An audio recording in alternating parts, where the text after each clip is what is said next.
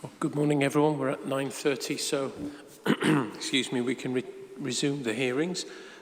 We're here this morning and this afternoon to deal with matter 4, which is snappily titled Placemaking, Design, Heritage and Culture.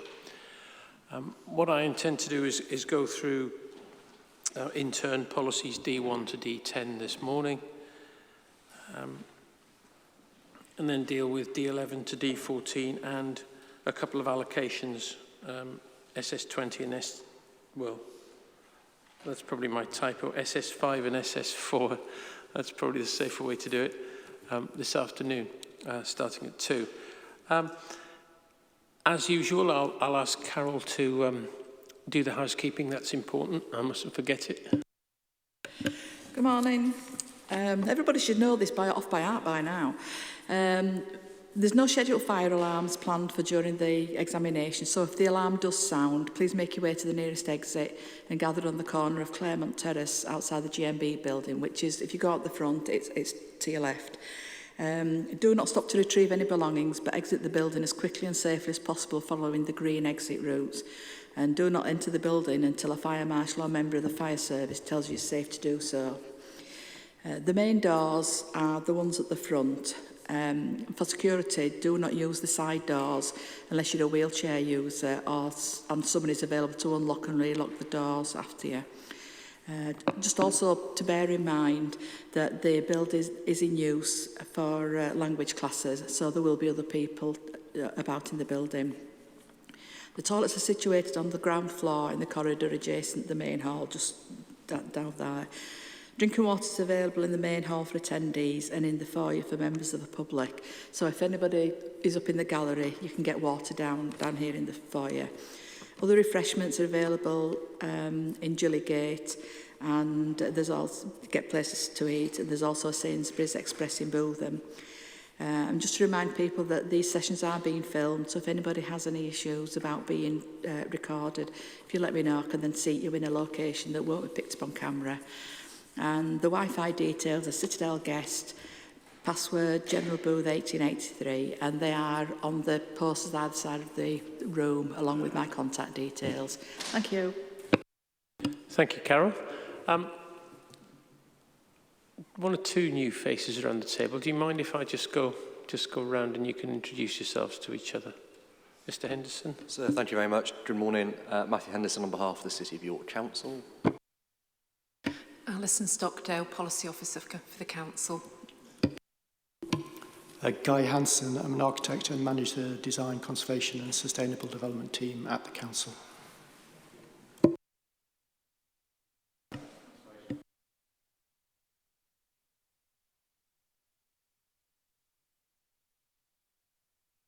Thank you. You're welcome to come and sit up at the table if you... I don't require it. If you prefer to sit back there, that's fine. No, so I do. I'm about to put them in the hot seat in about 10 minutes, so they need to be at the table. Okay, at the time. Mr. Merritt. Yes, Dave Merritt, representing York Labour Party and York Environment Forum. Matt Waters, Osbornwick and Derwent Ward. Morning. Mike Bottomley, MB Heritage, representing Persimmon Homes. Thank you very much.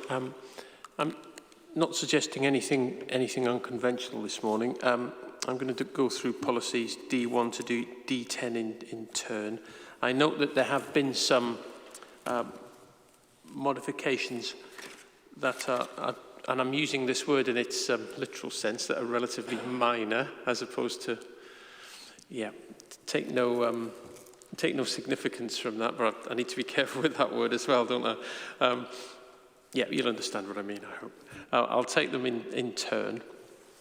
But I don't know, Mr. Henderson, whether you wanted to give an overview before we start. So I don't think I need to spend long on it. As you say, they are in I think I might say, extent minor. Whether or not they are minor in effect, we can come on to as we go through each of them. Our position, though, in very short summary, is that with these modifications, all of the policies are compliant with the NPPF, in particular when it comes to the question of balancing harm against benefits, less than substantial harm and substantial harm, with which we're all familiar. That's the first thing to say. The second thing to say is there is a specific issue raised, I think, by Mr. Bottomley in respect of the city walls. We've listened to that. We have a slight tweak, which I will explain when we get to that policy, but I foreshadow that now. And then thirdly, insofar as there is any other broader criticism, it's the suggestion that the council is going above and beyond. I don't accept that we are doing so in any way which is inconsistent with national policy, particularly when one has regard to the need to achieve good design.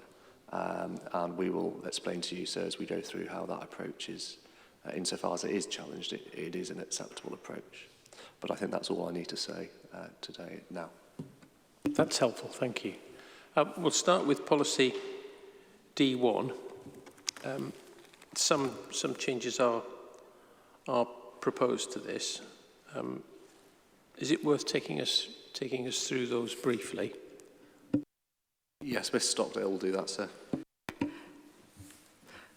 Yes, very briefly, they're mostly just points of clarification, I think.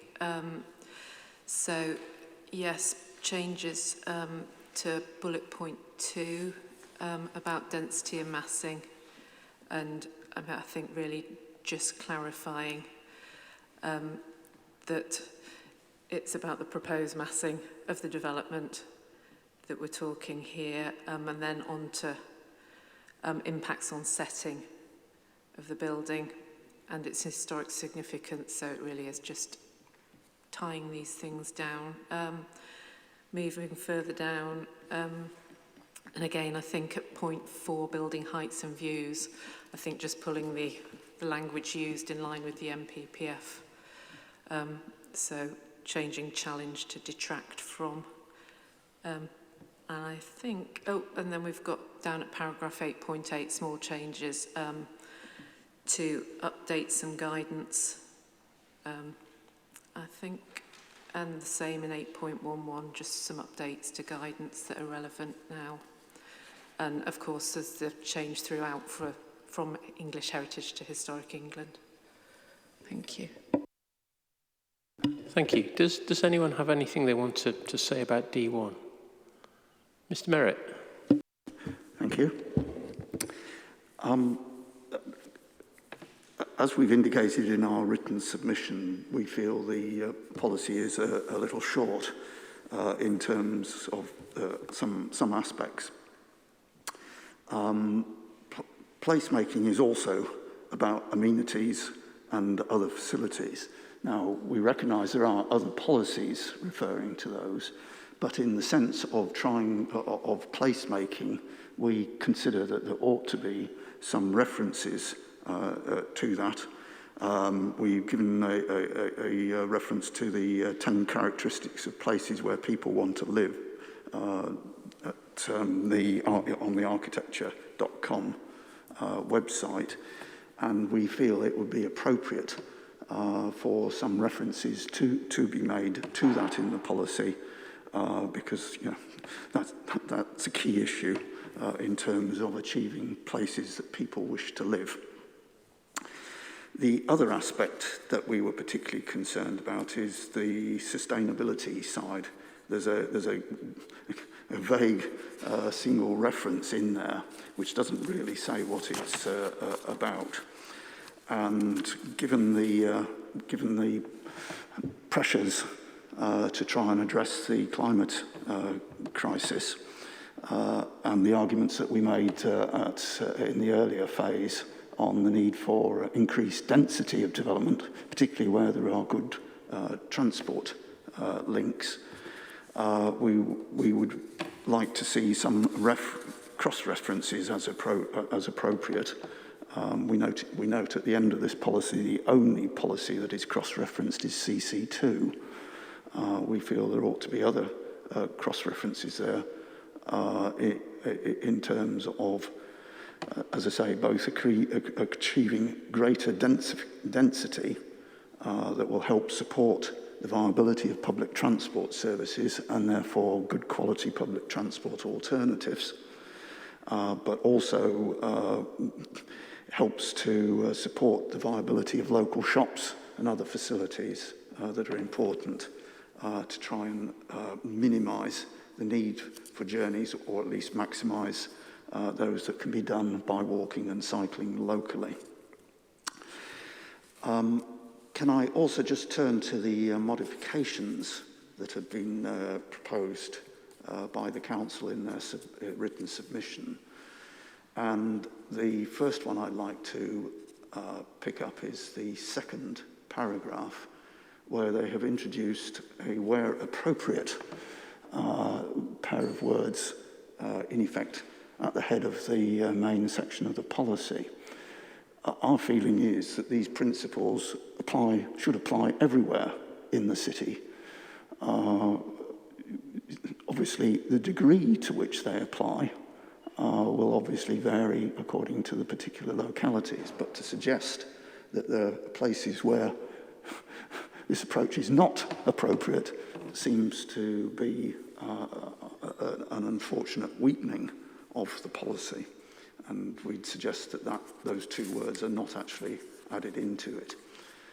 The final point I'd like to make is on para 8.8, streets and spaces, where there have been some small changes of wording, reference to the National Design Guide, but more particularly a change of important change in terms of the next sentence, where it refers to the City of York Streetscape Strategy and Guidance 2014. That document was actually consulted on as an SPD and adopted as an SPD to the local plan. This appears to be a major attempt to downgrade its significance. It was there was a massive piece of work behind it, plus extensive consultation with interested groups, including the Civic Trust, on that, and reflected pressure on the council at the time to have a much clearer set of detailed approaches, particularly for the city centre, but it does, in a more limited sense, cover areas outside the city centre. So I think it would be unfortunate if this modification is agreed and downgrades the importance of that piece of work.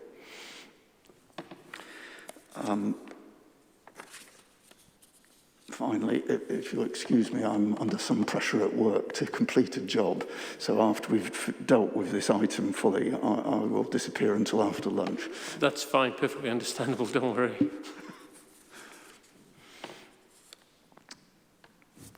Mr. Henderson? Thank you very much. I start with one point of context when we're approaching this policy. What's the prism through which we're looking at this? Well, it's paragraph 59 of the 2012 NPPF, and in particular within that it's the second sentence. A number of matters there, all of which I say are covered here, but it's the opening words that I really focus on. Design policies should avoid unnecessary prescription or detail. And I fully understand that Mr. Merritt and those within his organisation have a range of concerns, but the headline point is they are matters of detail which we say would be unnecessary prescription within this policy. So that's the context. I'll take each of the points that were made in turn. Placemaking and amenities, we don't need in our submission to amend this policy for the purpose of soundness to refer to amenities. Quite what and will be required on any particular development is a matter of considering the nature of the development. I think Mr. Merritt had in mind larger scale, say, residential developments. This is a policy that needs to apply across everything from the small rear extension through to the large tower block. So does it do that? Yes, it does. Does it need to include any reference to amenities in order to do that job properly? No, it doesn't. And insofar as this is an infrastructure issue, that's dealt with through the other policies that we've talked about. That was the first point that was made. The second point was about sustainability. The suggestion seems to be, and it's in the written material put by Mr. Merritt, that it's vague. I don't accept that. If one picks up the local plan, one has to remember that the local plan is the expression, the local expression of what sustainable development is. And it is in that context that one understands sustainability. I refer in particular to the opening section of the plan, background and vision, section 1 and section 2. Insofar as you need to understand what sustainability means in this context, it is clear in my submission from those sections. And of course, we have national policy that deals with that in very familiar detail to everybody. The other point that was made under the same heading of sustainability related to climate change, the short submission here is that climate change is adequately dealt with in the other policies. One reads the plan as a whole, and there's no need to amend this policy in order to make further reference to those matters. The suggestion was made, I think, by way of an amendment that there would be additional cross-references, that the minute there's only, I think it said one. If Mr Merritt wants to propose which additional cross-references he'd like to see there to other policies, I'm happy to take that away and we will consider what those cross-references are. But beyond that, that's as far as we will go. The next point was about density and viability, but I've already addressed that, sir, in respect to what I said about amenities and infrastructure. I don't think that raises any different point. Insofar as density is dealt with, we say it's done in sufficient detail under Roman numeral 2, and I note that there's no clear proposal as to how those bullet points should be changed. And then finally, on the policy, and I'll move on to support and text in a minute, but just on the policy, where appropriate, I'm afraid that is not, in my submission, a locational restriction in the way that Mr Merritt suggested it was. We're not using those words to restrict this to a particular location within one part of the council's area. It is simply a reflection that what this policy does is set out a number of different matters, some of which will apply to all developments and others which may apply to only in part to some developments. And where appropriate is simply recognising that flexibility. It's nothing to do with location in a rigid sense. That's the policy. And then on the supporting text, paragraph 8.8 was pulled out. I'm afraid I'm instructed, and I've just checked the website myself, that the 2014 guidance is not an SPD within the meaning of that under the 2004 Act and the 2012 regs. So there's nothing incorrect in the way that it's been referred to there, and in my submission the amendment is entirely entirely proper. It refers to the guidance. It explains that that's useful, particularly in the York City Centre. That's an appropriate use of explanatory text. Mr Merritt, did you want to add anything? Yes, and also a question. The SPD was adopted by proper resolution of the council, so I'm slightly puzzled at Mr Henderson's last comments regarding that. In terms of the density issue, could I suggest, you said we hadn't suggested a specific wording, I would like to suggest something along the lines in terms of the first bullet point under density and massing, that you could add something after will be appropriate for the proposed use, comma, will reflect the need for making best use of land by increased density, particularly near transport nodes and corridors and local amenities. Comma, and then and as it is at the moment. So something along the lines of that, I think, would address the point reasonably sensibly.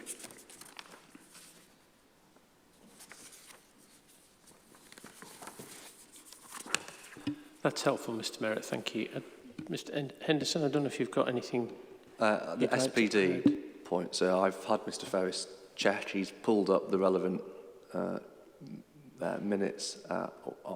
My instructions are exactly as I made submissions to you earlier. I'd invite Mr Merritt to speak to Mr Ferris outside of this, and I hope that that can be cleared up accordingly. Guidance, but not SPD. You've heard what the proposed amendment is. You've heard what I've said about it. Nothing I've heard changes our submissions. We say that that amendment's not necessary for the purposes of soundness.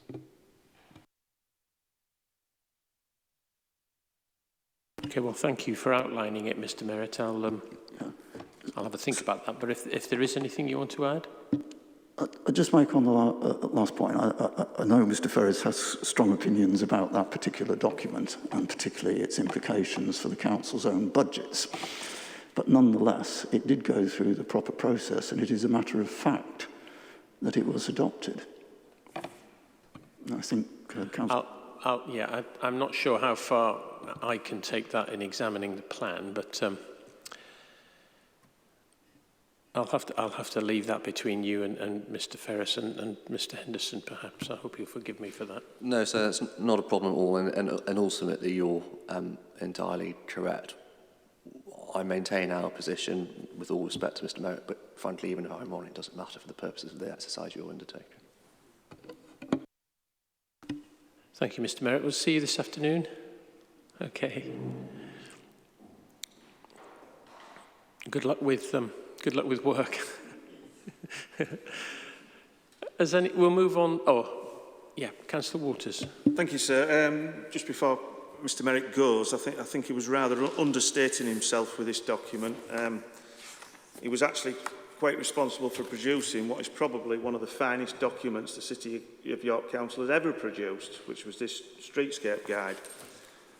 And that is why, I'm sure that's why he's commented, it is so sad to see it in the state it's in now. It's remained in the local plan documentation all this time, in effect with the council ignoring a lot of the implications of it, and now we find at the last minute that there's a modification gone in to further weaken it. It was a fantastic document to actually draw up a framework for both the local authority and developers to actually work to much better standards in this city. I've made representations before on this document and how it's been disregarded and in effect binned by senior officers over a number of years. I appreciate your time on everything. I could go through this document page by page, but I don't know whether it really adds anything to your thoughts, Inspector. As I say, there's not much I can do with it. It's a standalone council document. It's not linked to this particular plan that I'm examining. I mean, yes, if the plan makes a reference to it, it's important that it gets its status correct.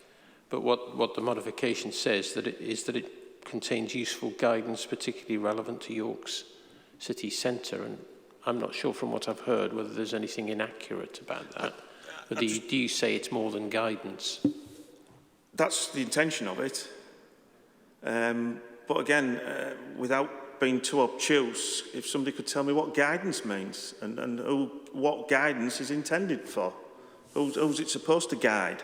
The local authority ignore most of the implications of this when it comes down to budgets, when it comes down to doing anything that's inconvenient. So should developers then be expected to follow this guidance? What is the purpose of it being in the local plan is the direct question, sir. Well, I think as what I'm reading is that the local plan is pointing to it as a useful document, a useful source of information, guidance for anything that you might be proposing in the city. Well, I think the local plan is generally aimed at those wishing to do development, so developers would be required to use it as a guide for what they're trying to do. Just to give one example then, this gentleman's from Persimmons, I think. If Persimmons were building any form of development within the city walls or close to the city centre, and they had to erect street lighting, for example. If they came and said, we want to erect street lights that's 15 foot high, 5 metres, the City Council, following this guidance, the City Council would then insist, no, you've got to put the 20 foot high, 6 metre ones, which is the council standards, which is at variance with this guidance. So how do developers work around this? And I could go on about paving materials and all the rest of it. I think it's not an untypical problem at these events I mean, all I'm examining is the plan. What happens afterwards in the way the council uses the plan and others use the plan, well, that's out of my hands. All I can do is make sure that the plan is sound and does what it can to guide people towards a reasonable form of development. Now, if the plan is going to tie people to that document, then that document needs to have a certain status, I think, because it precedes this local plan. I'm not sure it actually can have that status. So I think guidance seems to me to be as far as the council can take it. What they then choose to do with it in the future, it's a matter for them, really, not really a matter for me. I recognise that's not particularly helpful, but there are limits to what I can do at an examination. The council's attitude to this document is very enlightening, put it that way. When you're discussing placemaking, and as I said at the start, it's probably one of the best documents the council has ever produced. I don't know, Mr. Henderson, if you want to add anything. So I can be very brief. I agree with everything you've said about the scope of the exercise that is before you and this examination. I don't accept that the amendment has in any sense weakened what was the submission version of this, well, supporting text, not even policy. And equally, I agree with your explanation too, Councillor Waters, of its status. It is guidance, it is not a document prepared on a statutory basis under, for example, Regulation 5 of the Local Plan Regulations, not an LDD in that sense. It's been prepared by the Council as useful guidance. It can, in appropriate circumstances, be another material consideration in the assessment of applications before it, but that, of course, is all context and case specific. And hence why it is dealt with in the way that it is dealt with in paragraph 8.8. It is proper to flag that may be relevant in some cases, and hence it's mentioned there specifically, so that when this policy is being applied, if it's appropriate to have regard to that guidance, then there's a clear indicator to that effect. I don't think I need to say any more. Councillor Waters, did you want to add anything?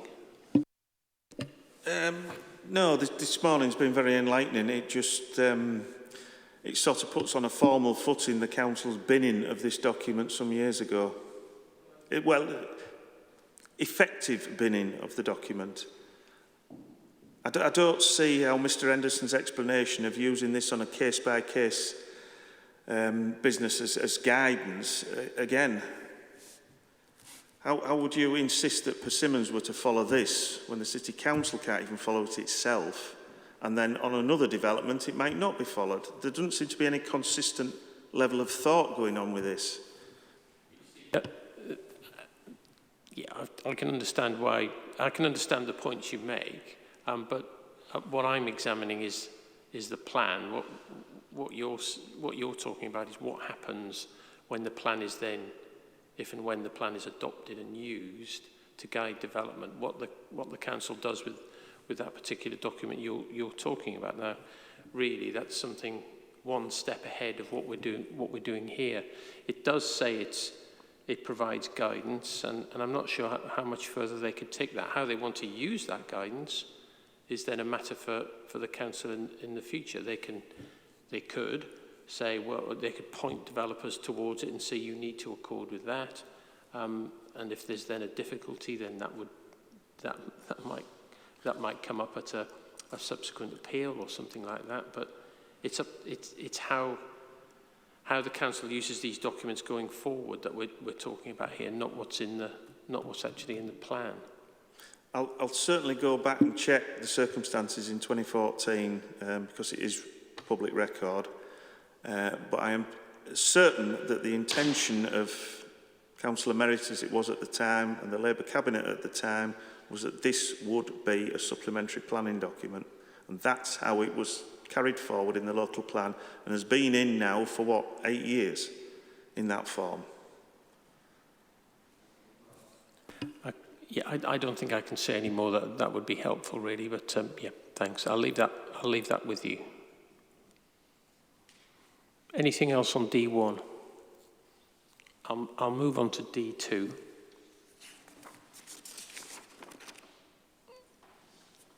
Which relates to landscape and setting. Again, there's a few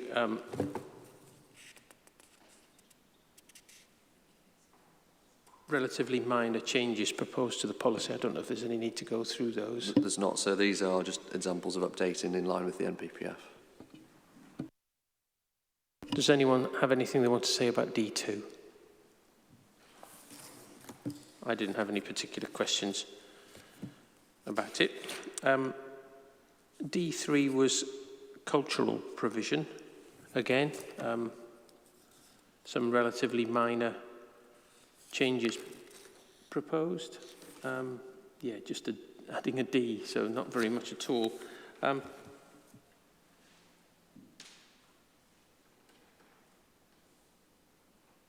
Yep. Does anyone have anything they want to say about D3? In which case, D4, which deals with conservation areas. So this is slightly more extensive in Yes. terms of the modifications to it. They all fall broadly under the same subheading of ensuring that this is in line with the NPPF. And indeed, in respect of the first point, Roman numeral 1, section 72 of the List of Building Act. So that is the obvious change there. Roman numeral 2, this is taken out of the NPPF, it's para 137, but I'm going to, somewhat on the hoof, make a slight amendment to this. We will remove here the words, or would help secure a sustainable future for a building. You will note we're dealing with conservation areas here, and you'll have seen the Kinsey litigation and the saga that was about what is an asset in an area. We simply need to remove those words because we're dealing with conservation areas here. What we will do is we will deal with that issue through policies D5 and D7, which are more appropriate, and they deal with listed buildings and non-designated heritage assets.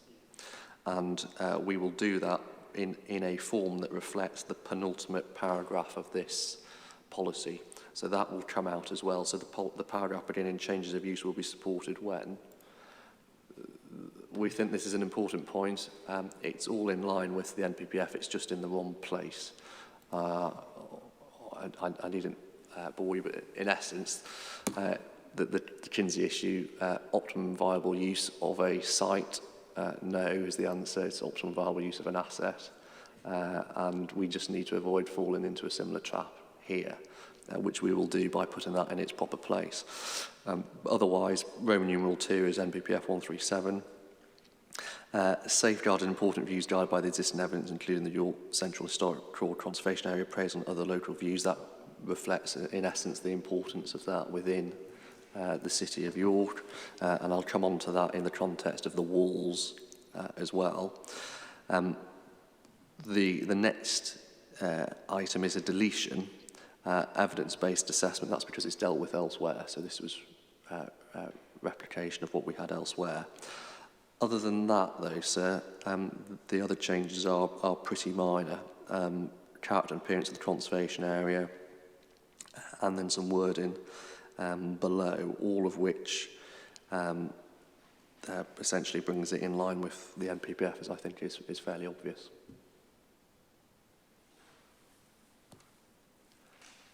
Thank you. Does anyone have anything they want to say about this policy?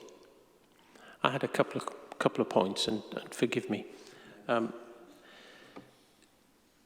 The thing I wanted to ask about, or the matter I wanted to ask about, the policy begins development proposals within or affecting the setting of a conservation area will be supported where they. And it's just the slight difference between development within a conservation area, which needs to preserve or enhance character or appearance, and development within the setting of a conservation area. And I wondered whether it's a tricky area, I know, from experience, but it's not perhaps not the same. It's not the character or appearance that development within the setting affects. It's the setting, and I'm wondering whether there's a way of differentiating between the two. Yeah. Effectively. Okay, so I fully understand what you say. It is a knotty issue, and one we all confront regularly in practice. We are here, though, aligning ourselves with a more expansive protection within the NPPF that includes setting, rather than, as I fully take your point, Section 72. That's the first thing to say. The second thing to say is what those opening words are really a trigger. So what we're trying to do here is we're trying to say, well, if you've got a development proposal within or affecting the setting of a conservation area, go on and consider the bullet points below. And then when we get into those bullet points below, I don't actually think the concerns that you've expressed really arises there. For example, in the first one, we tie it back specifically to the conservation area. And this is an approach which is actually adopted slightly later in another policy, which I think a comment is made on. I think perhaps it's by Mr. Bottomley or someone else in their written material.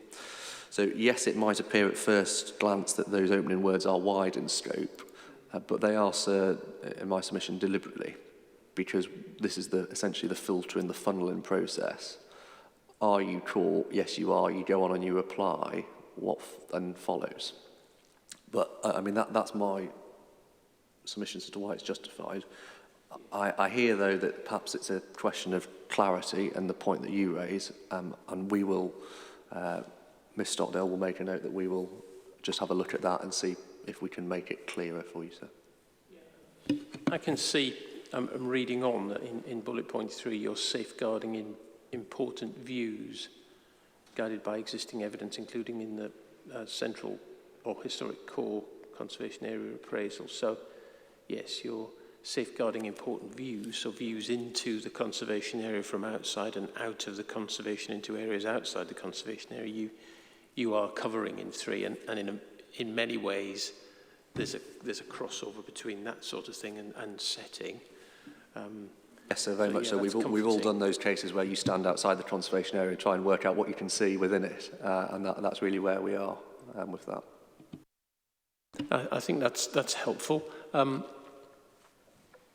Yeah, have a think about it by all means. But yeah, I don't. Given the way that bullet point 3 works, I'm not sure. The inclusion of affecting the setting of a conservation area in the preamble is a problem. You do need to have something to refer to the setting of a conservation area, and that's as effective a way of dealing with as is possible, because it's tricky. I also had a question about bullet point 2. Would enhance or better reveal its significance as now modified. And I can see I've got 137. Let me make sure I've got the right version. Yes. I've got 137 open in front of me. First sentence, sir. Yeah. But I think I've read representations to the effect that this takes us beyond the test a little bit, but in many ways, so does the first sentence of the framework. So that's certainly, I think, arguable, might be the expression. But I think for the purposes of soundness, and I'm sorry to go back to that, we're quite squarely within that first sentence of 137 here. And I would resist a change to the bullet point in that regard. Yes, again, it's dancing on the head of a pin in many ways, because in the first bullet point you do use the word preserve. Yes, and quite deliberately so. Yeah, okay. Does anyone else have anything they want to add on this policy? I wanted to just test a few things about it, but I think I'm reassured. Anything else? Mr. Henderson, anything you'd like to add on D4? No, sir, you've heard everything. Okay. I'll have to say on that. D5 then, which refers to listed buildings. Again, there's quite an extensive change suggested to this policy. So I'd be grateful if you could take me through that. So yeah, so the main change you can see is really in the middle of this policy, dealing with substantial harm or loss and public benefits. That's all about bringing it in line with the NPPF, but within the local context.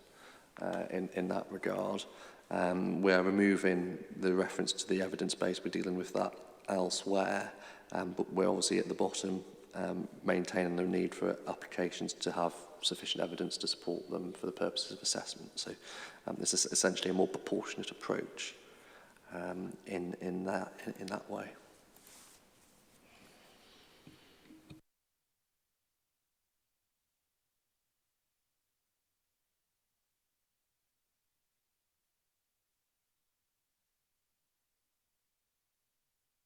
Yes, I think I read a representation suggesting that where the policy does refer to substantial harm, it doesn't refer specifically to less than substantial harm, but I think the sentence beginning harm to the significance of a listed building or its setting would only be permitted where this is outweighed by public benefits.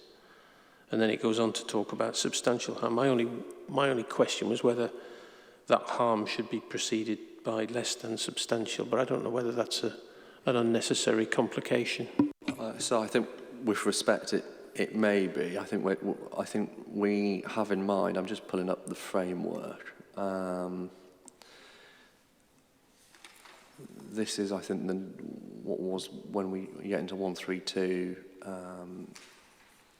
133. I think is what we are reflecting here. Put it this way, harm in that sense would clearly include less than substantial harm. Yeah, it would, because you make a later reference to substantial harm. Correct, sir, yeah. And I think I don't think I need to go further, but that's really where we are on that. I'd just say this differentiation between different sorts of harm is difficult in practice, in application sometimes, but it's also difficult in policy terms. Yeah. But yeah. Okay, that was the only thing I really wanted to raise. Does anyone else have anything about policy D5? I think these are well-trodden paths. So yes, sir, they are, and this is only in a practical development management sense. Yes, this policy is going to be applied as part of the development plan, but we're all fully aware that you start with your statutory duties, you apply the NPPF, and by the time you've done all of that, you're pretty much there anyway. I think so. Yes, there's layers. D6, archaeology. There's a change, some quite significant changes suggested here. So yes, the council's archaeologist has just joined us for this policy, so I'm grateful.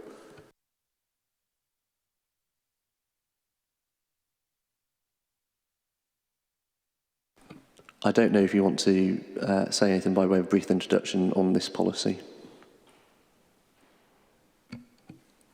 Very briefly, unless there's any specific questions. I believe that the changes made to point 2, basically similar to other policies, bring this policy more in line with the NPPF. Bringing in that element about outweighing harm with benefit.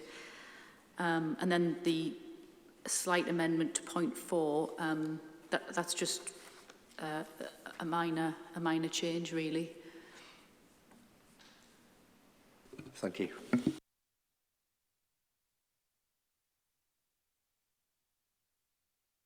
I had nothing particular to say about this policy. I don't know whether anyone else has anything about D6. It all seemed perfectly rational to me, as amended anyway. Good. Thank you. I'm grateful.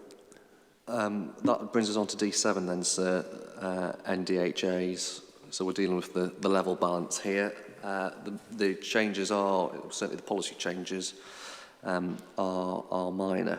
We've simply tweaked what the trigger is at the start. So development proposals affecting a NDHA or its setting will be supported where they conserve those elements to contribute to its significance.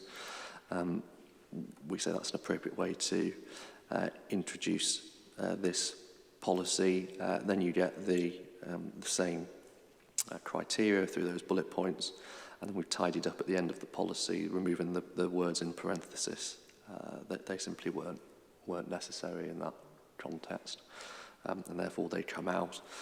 The explanation below that is essentially one which follows from what I've just said.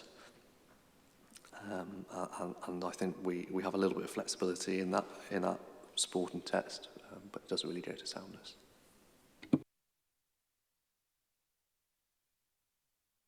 Does anyone have anything they want to say about non-designated heritage assets?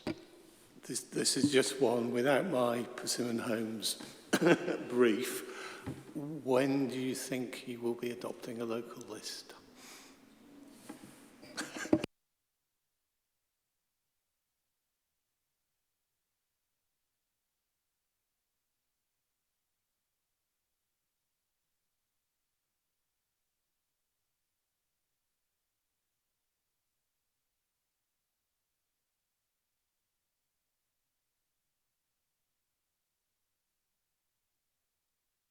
So it's a long-term aspiration of the council, has been held for some time. It is in hand in that there is a collaborative working arrangement with the Civic Trust. The Civic Trust have started work, I think it'd be fair to say, on producing the list. That work's not been completed. There is, as you might expect, with the promotion of a local plan in these circumstances, resource constraints on such matters. It's likely to follow on from the adoption of the plan. I don't think we can give any more precise a time frame than that today. I think what it goes to is how how the council identifies non-designated heritage assets. Is this just a case-by-case matter? So if something comes forward that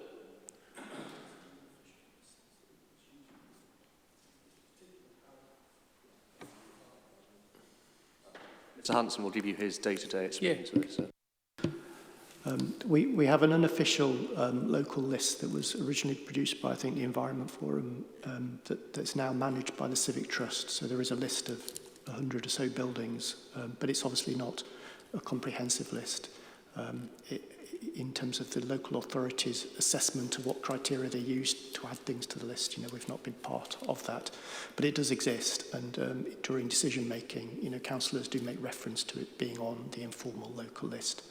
And we also have, within paragraph 835, the different ways in which we assess non-designated heritage assets. So one of which would be, an officer making an appraisal as part of a planning application, and, using the criteria that are in those bullet points to sort of decide whether it can be considered a non-designated heritage asset. And I think those criteria were derived from an SPD that was done in about 2013, and this is effectively a shorthand outcome of the SPD on non-designated heritage assets to sort of characterise how we would make an assessment. Just on the process, 835 might look familiar to you because it's derived from the PPG, which deals with the circumstances included on a case-by-case application basis where one looks for and assesses NDHAs.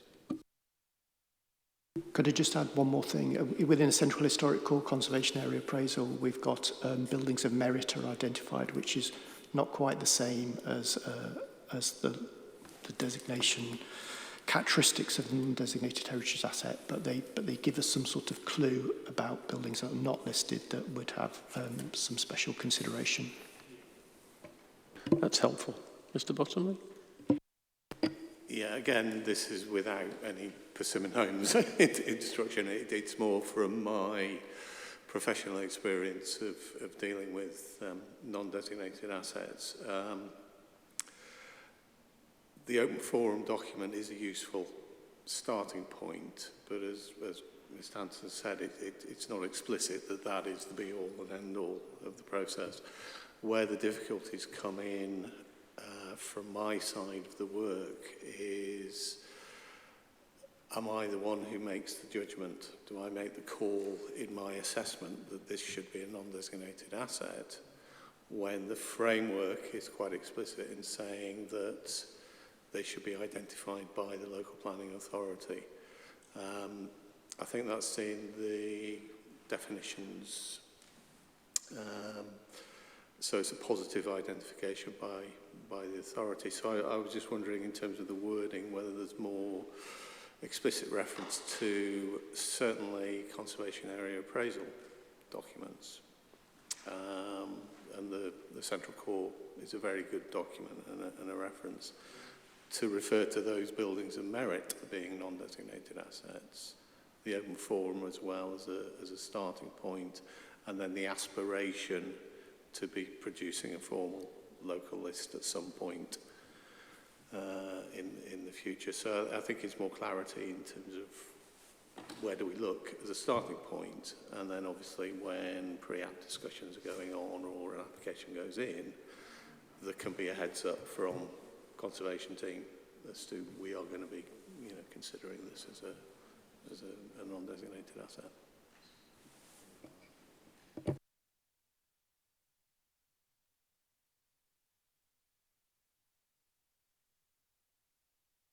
Take the point. One suggestion, I'm afraid drafting on my feet a little, but if we were to amend 835 to include a sentence that said, in advance of the adoption of a local list, applicants should start their assessment from, and we will include, for example, conservation area appraisals, and ... using their own judgment when appraising the effects of a development on the historic environment.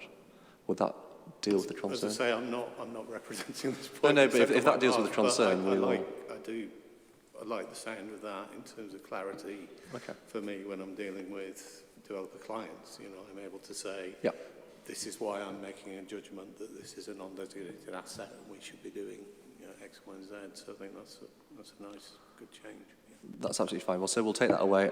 Mr. Hanson and colleagues will need to just puzzle over the precise wording, but we'll sort something out that can go into the explanatory text. That's good. I think it would add clarity, yes. Councillor Waters. Thank you, sir. Just to add a little bit to that, it is a sorry situation that a local list that's largely been drawn up by 2 volunteer groups that's been ongoing for the best part of a decade still isn't ready to form part of this local plan. But I just wanted in particular to draw your attention to that one case that I did put in writing, which is the magnet on Osbornwick Lane. That was the magnet on Osbornwick Lane, former pub. That was a non-designated heritage asset that was recommended for, well, the redevelopment was recommended for approval by the planning officer, which would have involved demolition of that non-designated heritage asset, which was thankfully stopped at area planning committee by the officers. And that is very likely to be shortly announced going to appeal 6 months after the decision. I just think it's very, very apt and very well worth watching a case like that, sir. Yes. Just to see the value that is put on non-designated heritage assets, both by the local authority and the planning inspectorate when they make their decision.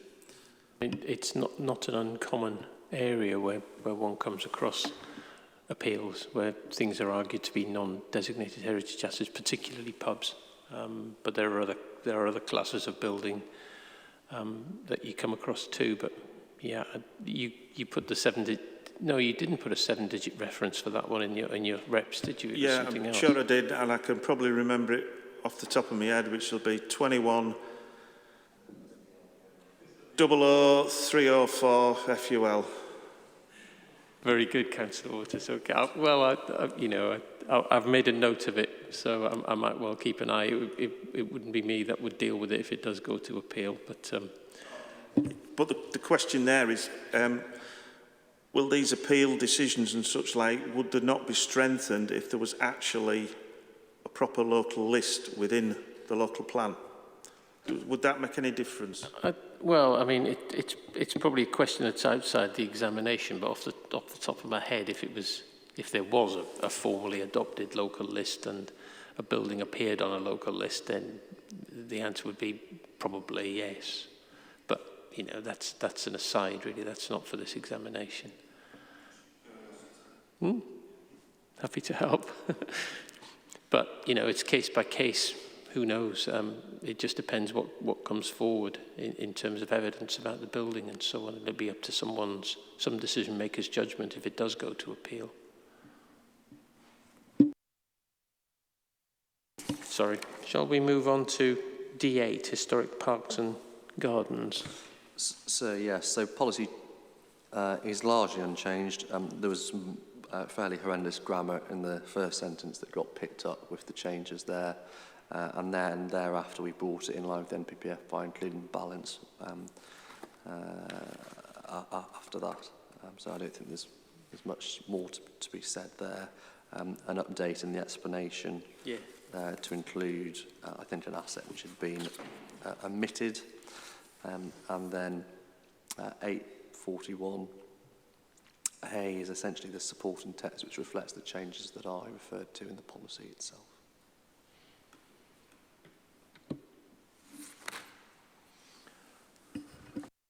Does anyone have anything they want to say about it? Historic Parks and Gardens? Policy D9 then, the environment record. I wondered about the necessity for this, but you know, I'm open to submissions on it. Thank you, sir. Well, it's certainly something that is in accordance with the NPPF, so I'm starting on solid ground. But the question is, I think that one you're posing is, well, do we need it? And the short answer is yes, because of the volume of assets within the council's area, because of the need to ensure that there are thorough appraisals, and because ultimately the historic environment record is the fundamental starting point for a large portion of the assessments that are undertaken by officers. And so we do really need it to be in here so that it is grappled with at an early stage by applicants, as indeed the NPPF tells us that it should be. The NPPF says it's the minimum. It's not the full picture, but we say it's appropriate in the specific historic context if you ought to include this policy.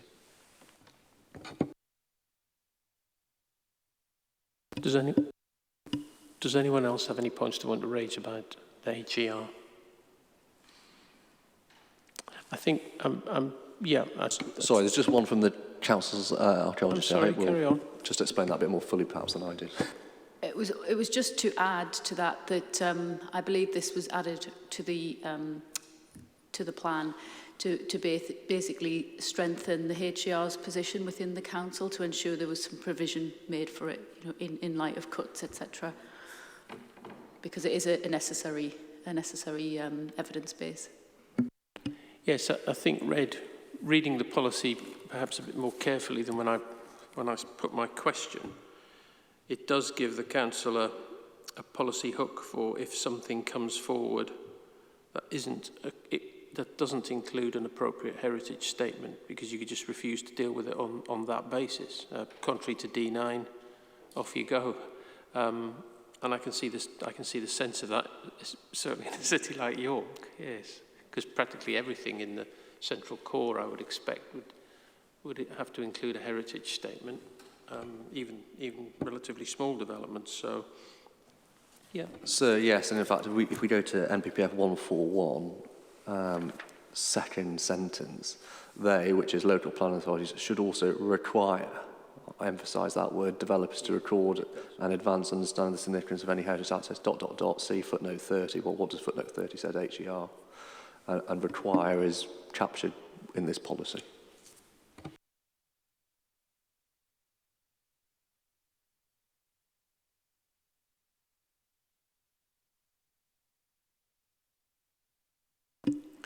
Does anyone have anything they want to add about this?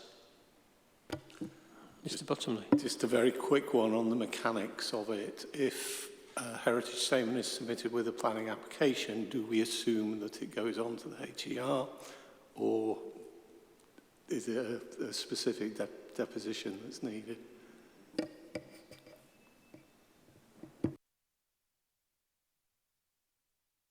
Do you want to answer that? Not all heritage statements end up on the HER, admittedly. The problem is resources, as you can imagine. I run the HER. I'm also the city archaeologist. So my focus is getting as much information on the HER as possible. That largely relates to archaeological events or building recordings specifically. So perhaps that's something we need to look at internally, but they don't necessarily make it onto the HER as a matter of course. There's also, I think, a practical sort of quality control approach aspect to it as well. What are you saying?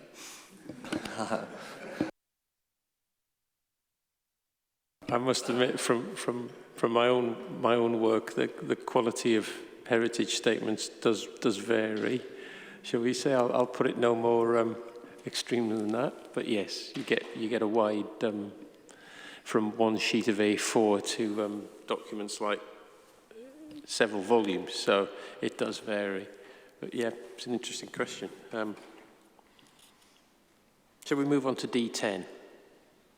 And this is the last one that's programmed to deal with this morning. So again, I must give myself a note about how I arrange hearings, but there we are. You never know what's going to come forward. But policy D10, the city walls and St Mary's Abbey walls, and there's been a bit of representation about this policy. So yeah, so perhaps I can deal with that then head on. So as we understand it, the main point, or one of the main points of contention, is around Roman numeral 2.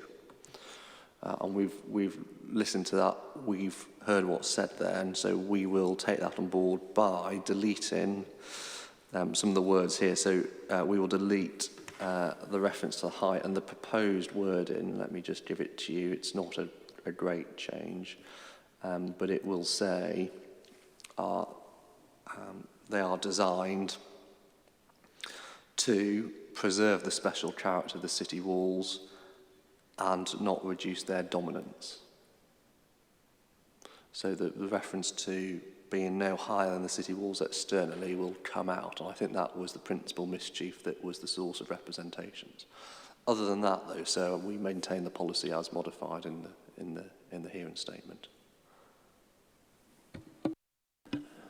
thank you, Mr. Bottomley. Just had the rug pulled out from under me. Thunder. Yeah, I think that goes to the nub of the concern, and I think a lot of the representations were based on my sort of professional misgivings about a restriction based on heights. You've got the reps, so I won't restate them. The other point as well, which we all know about, is just how nebulous the concept of setting is. And I think there was a secondary point, which probably isn't as important now that we've got that proposed modification, but it was a trigger point for the policy coming in, where it refers to an effect on setting, which, the example I gave was if it's visual, we're taking in half the city almost immediately could be involved in that policy.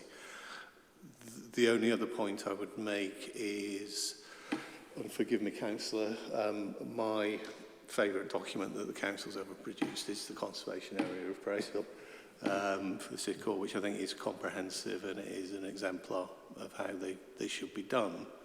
It is one hell of a document to go through, but you know it goes into a lot of detail, and I'm welcoming that there are now that is being referenced more within the historic environment policies. And I wonder as well, probably as part of the written justification to the policy, that there's a reference that we should go and have a look at for example, key views, strategic views identified in the appraisal, because that's obviously where there is potentially more of a setting issue in terms of city walls and things like that. But I think essentially that changed the criteria to sort of brings us more into flexibility in dealing with it, and the difficulties that we would have had trying to interpret what's the height of the city wall for reference for that policy. I read those reps carefully, and I've walked the city walls while I've been here well, I've been here in the city, yep. And yes, I can see they are a bit up and down. There are towers, there's all sorts going on. So I could see the basis for the reps, but so I welcome the suggested change. There are a couple of things I wanted to ask about this policy as well, and forgive me. It's part of an inquisitorial approach, shall we say. The walls, as I understand it, are scheduled monuments and they're listed buildings as well. So they're designated heritage assets in their own right with a setting. So the devil's advocate question, I suppose I'm asking, is why do you need a separate policy to deal with the walls when they're protected by their status as listed buildings and scheduled monuments in any event? Is it just to explain it further or to give another layer of protection? I'd be interested. Yeah, both reflecting essentially their critical importance in the character of York. They have been pulled out all the way through the drafting of the plan for that reason, and we have this policy specifically. Others may want a Minster policy or you know, all the rest of it, but this is one issue which occurs regularly in development control matters and which needs to be addressed for that reason.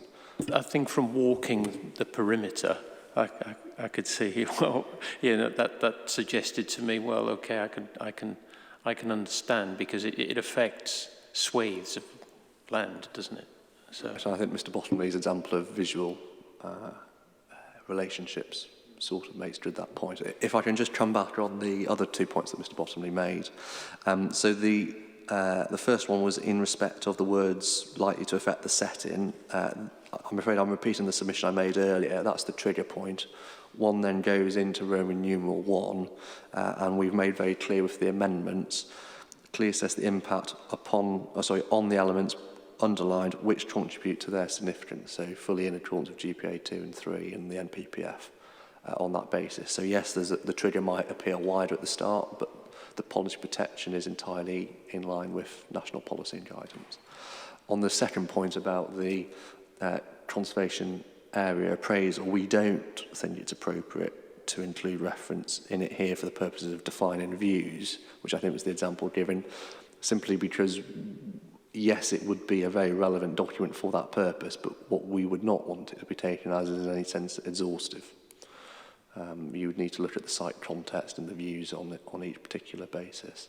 But again, I don't think we're in the soundness territory on that. We were only ever dealing with, I think the suggestion was supporting text. Mr. Bottomley? What's excuse me, that goes my voice. What weight are you according the conservation area appraisal in terms of its relationship with the local plan? SPD?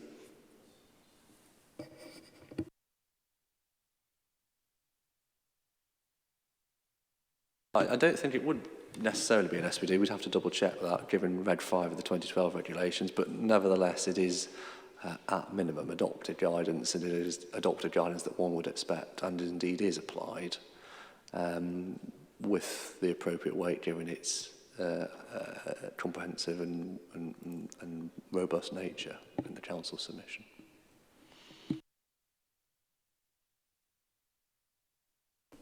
Was there anything else, Mr. Bottomley? I had a couple more questions or points that I wanted to... I think just a final point from I presume there will be a new version of the policy wording available to have a look at. Yeah, correct. There will be consultation on all the modifications in due course. Just a few relatively minor points, but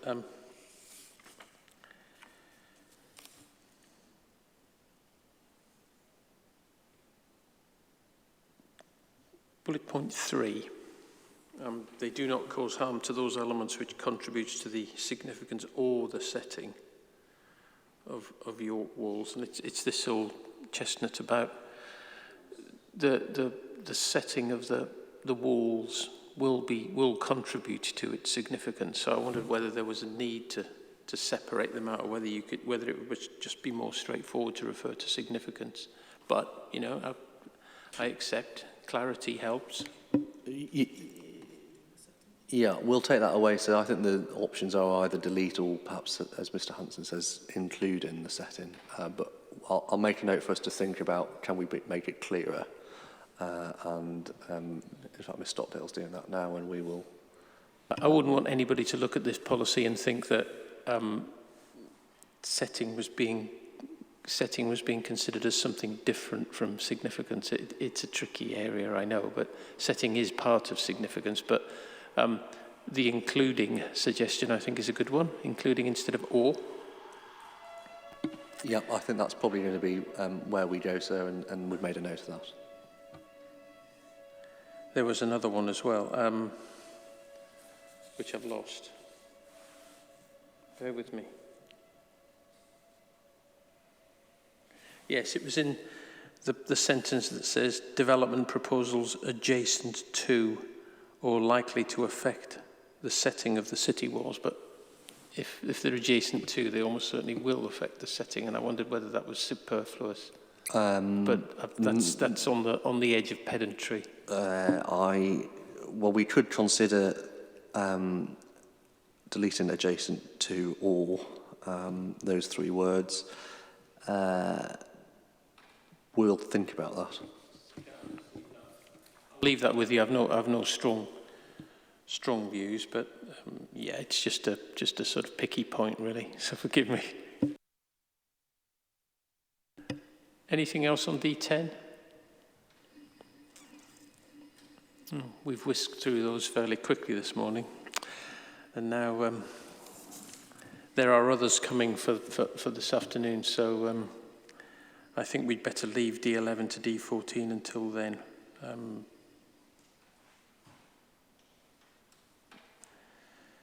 Yes, is there anything else we need to deal with this morning then?